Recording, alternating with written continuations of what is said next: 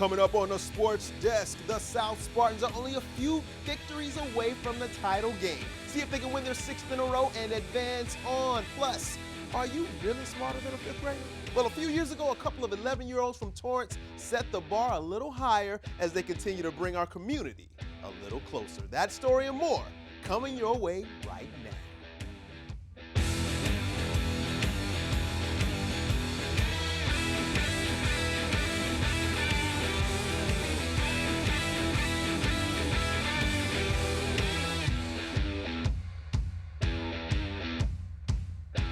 Welcome to the Sports Desk. I am your host, Byron Newsome. Not only can you find me here, you can find me on Instagram and Twitter. That's at Byron Newsome TV. Hey, when you see me out, say what's happening. Let me know what's going on in your world as I let you know what's going on in mine.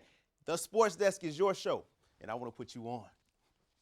The North High Saxons have not finished above 500 since the 2013 season. This year, they sit at 15-11. They finished in 3rd place in the Pioneer League behind Torrance and West. But here's the funny thing. Torrance and West have already been eliminated from the postseason. North is the lone Pioneer team standing, representing the Torrance CA, hosting Chaffey in the 2nd round. Yes, Turtle Alvarez, that's one of my favorite names, on the mound, top 4th.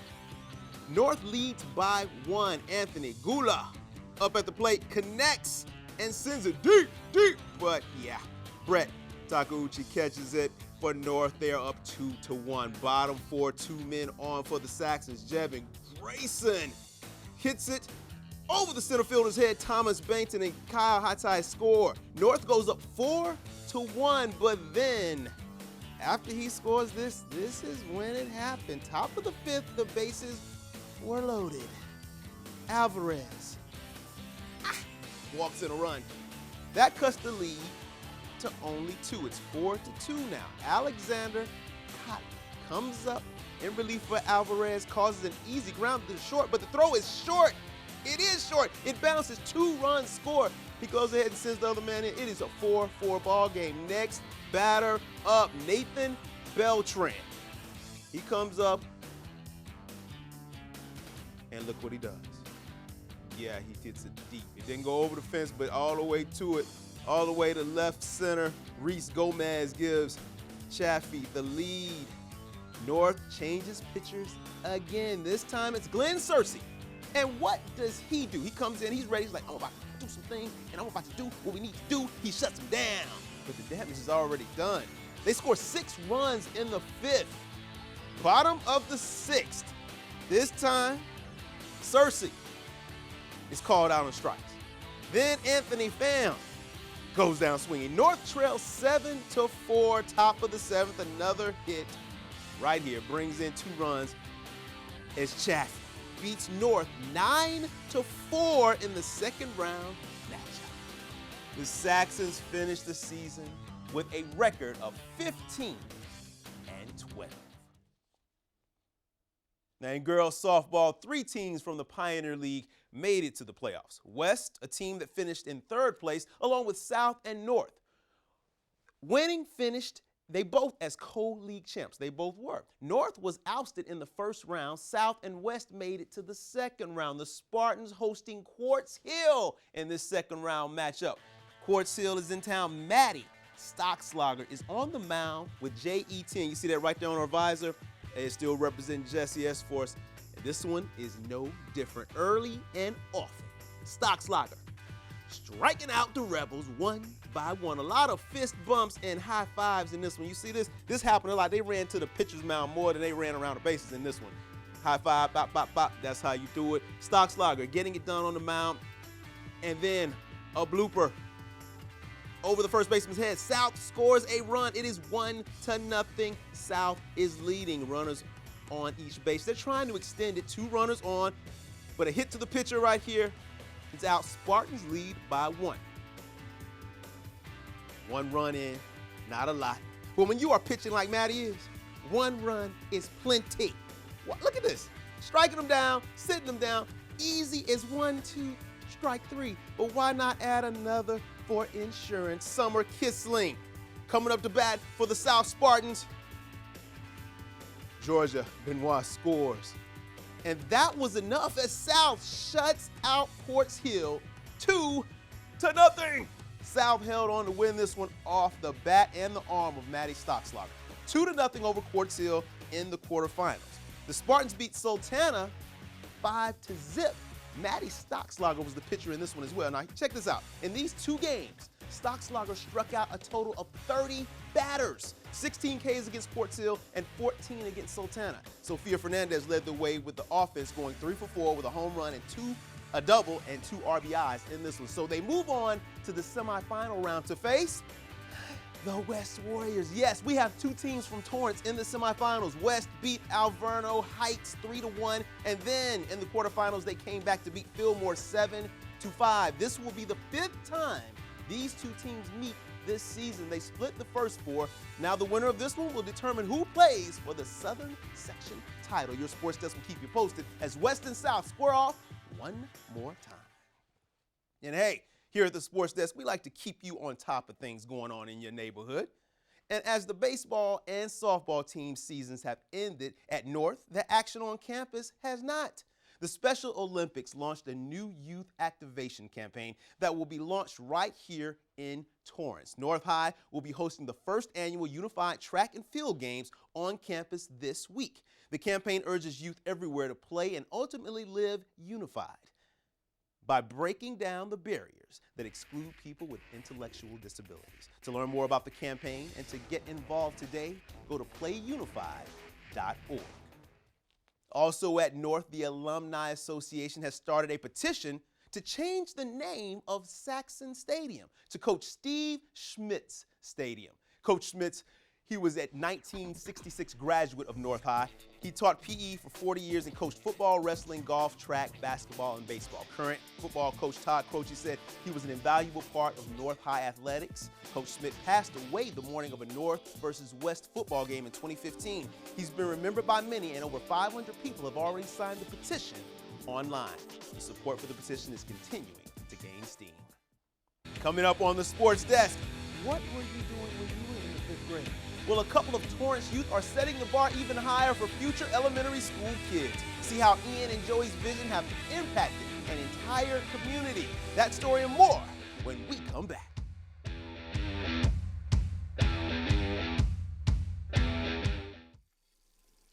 Let me tell you about the toughest guy on earth.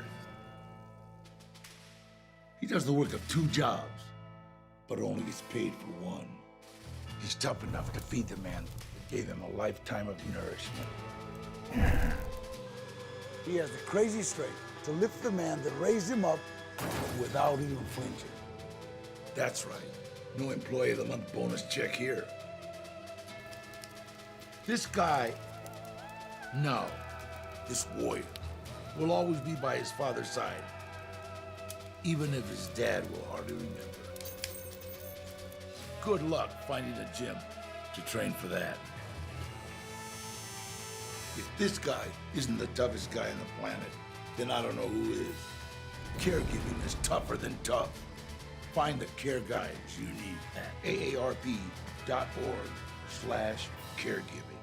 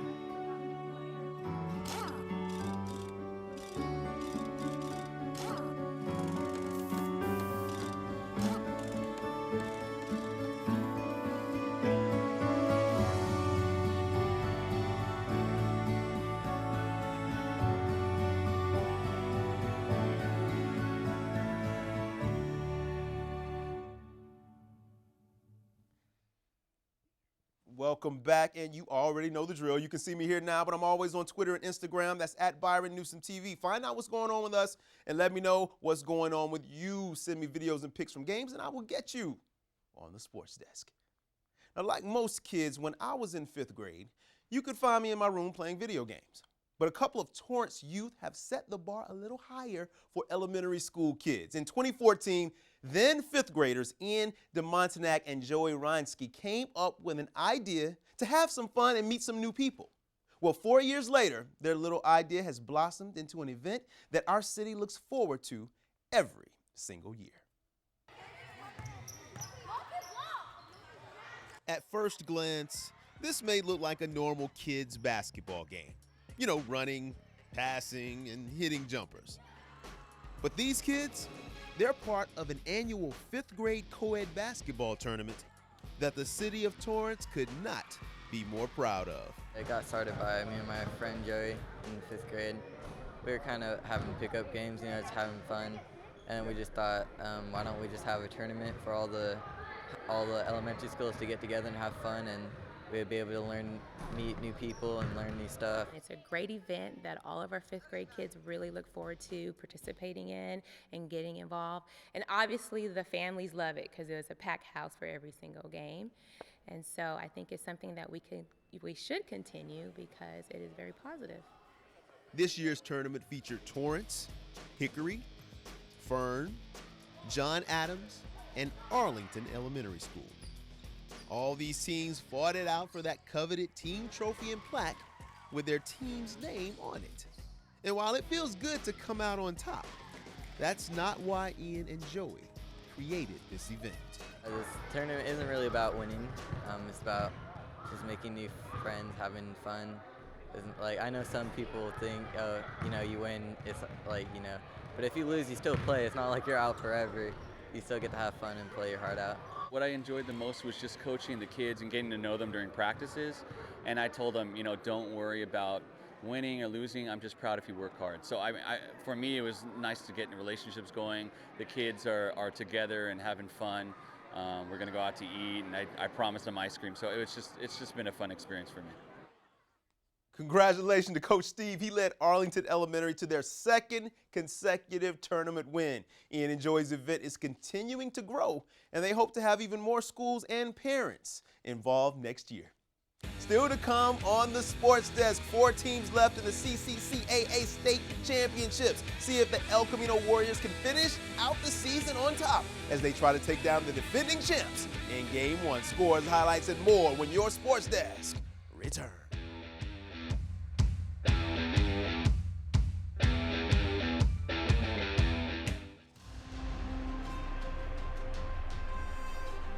The thrill of riding in cars with kids. The importance of doing it safely. Welcome to the wide world of car seats.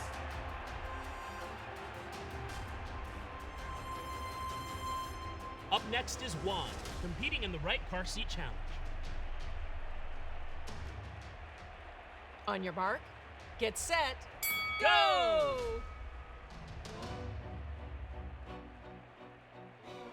Juan's kid is 6 years old. Important info, but that doesn't tell Juan which seat to choose. Ooh, nice move getting her height. But he'll need one more thing. That's it, her weight. But wait, what's he doing now? You know, it looks like he's checking the size limits for each seat. He's reading it.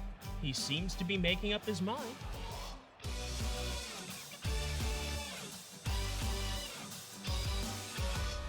Yes, he's chosen the right seat for her age, height, and weight. Now comes the final hurdle, registering it with the manufacturer. And he's registered!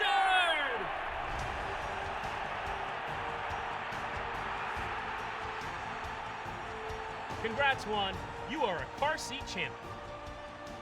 For more car seat safety excitement, go to safercar.gov/the-right-seat.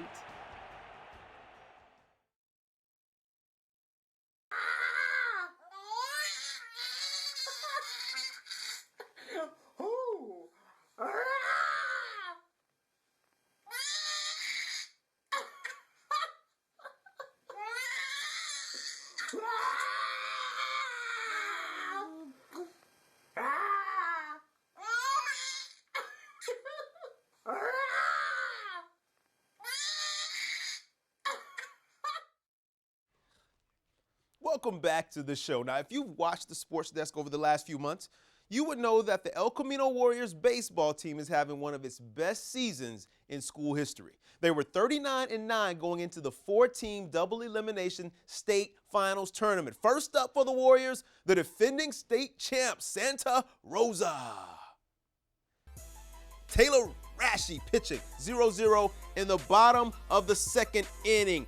Ben Sanderson up at bat, and what does Ben Sanderson do? He doubles to center. The ball is going and going and going, and it goes all the way to the fence. Jeff Bart scores. Santa Rosa leads in this one 1-0 in the bottom of the second. Still bottom 2 outs. Blake Berry, he does it too. He doubles to left. Connor Sanderson scores 2-0. Santa Rosa leads. Now, we move on to the top of the fourth inning. El Camino is trailing 2-0. Cody Whistler comes up to bat. He grounds the shortstop, but he gets an RBI. That's what you want to do. You want to get your man in. Connor Underwood scores. It's a 2-1 ball game. Then with 2 outs, runner on third, Hunter Lewis takes ball 4, but is a wild pitch. Noah Barber comes in to tie it up at 2 apiece. You can't throw wild pitches. That hurts you. Yes, but we like that for Elko. We go into the 6th, tied at 2. Matt Kimura singles to the left side. Ryder Connor scores. Santa Rosa back in front. Same inning, 1 out. Daniel Teasley singles to center. Cody Bernaski puts Santa Rosa up 4-2. In the 8th, Elko trailing by only 2 runs. Blake Berry, right center. Yeah, Teasley scores. Santa Rosa goes up by 3. They go up by 3. This is hurt. We don't want this. One last chance in the 9th inning. Darren Sylvester pops up. Center fielder, he catches the ball. And Elko loses game 1, 5-2. Taylor Rashi struck out 11, but gave up 4 earned runs in this one as the Warriors are 1 game away from being done. Next up, Ohlone College.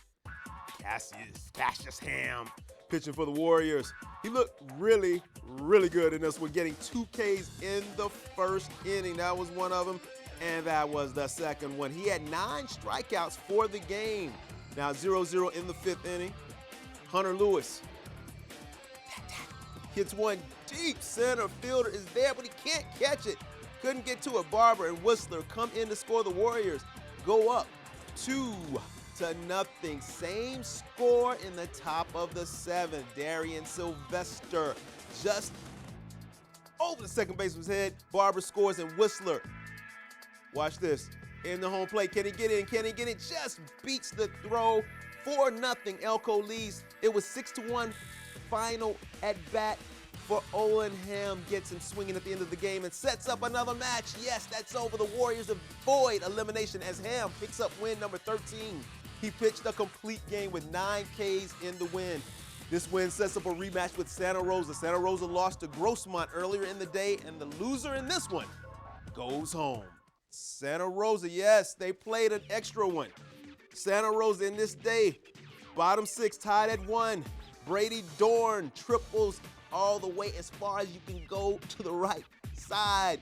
Ty Conrad scores. It is 2-1 Elko. Next batter up for the Warriors is Ryan Eastburn. What does my man Ryan do? Right to center field. Dorn comes in. They are leading 3-1. Now Santa Rosa won it all last year, but Elko, hey, we are ready. The Warriors lead 4-1 in the bottom of the 7th. Ty Conrad triples. Watch this. He can't catch it. Trevor Casanova scores. Elko goes up 5-1 in the 7th inning. But Santa Rosa scores 2 in the 8th, and in the 9th, trailing 5-3, Josh Lenny doubles to right. Matt Kimura scores. It is a 1-run game. 1-run game, 1 out, and 1 runner on. Trevor Mallet. Can he get his man in? 2 on. He grounds to third base. 1 out, but a runner comes in to score. They tied up at 5. It is tied up at 5. Extra innings we go. Top of the 10th. Bases loaded. Josh Lenny triples to left center. 3-run score, and El Camino loses. A tough one to Santa Rosa, 8-5 in 10 innings. Yes, it took extra innings to end the Warriors season, but they should be proud of how they played as they rep Warrior Nation well. They came away with a conference title, individual awards, and Warrior head coach Nate Fernley recently won the Victory Custom Athletic Coach of the Year award. Congratulations, fellas. El Camino finishes the season with a 40-win and 11-loss year. We have come to the end of our show today. Thank you so much for tuning in. And make sure you join us next time because you know we have got the Torrance sports scene on lock. From the little kids all the way up to the big kids. Check us out on Facebook, Instagram, and Twitter. And don't forget to sprinkle your school spirit my way, and I will be sure to get you on. That's going to do it for the Sports Desk. I'm Byron Newsome. Keep rising to the top, Torrance. We'll see you next time.